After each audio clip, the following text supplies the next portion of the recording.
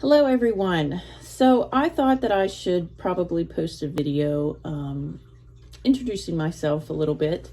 My name is Caitlin. I live in southern Pennsylvania. I do own a 0.64 acre plot of land that I have purposefully tried to make as self-sufficient as possible. So that means I have my own chickens, I have my own cows, and I don't work for anybody. In February of 2022, I quit my last part-time job due to management issues. And I decided that I was going to step out in faith and try to work for myself.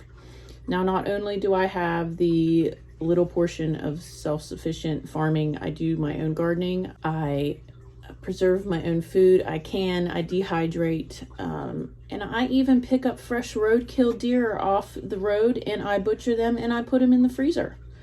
My main businesses include, I have my own boarding business. I am a veterinary technician graduate from Wilson College in Chambersburg, Pennsylvania.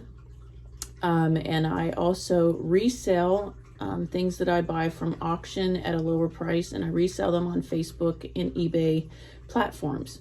So if you would like to visit my eBay store and my Facebook marketplace profile, I will put the links below to those.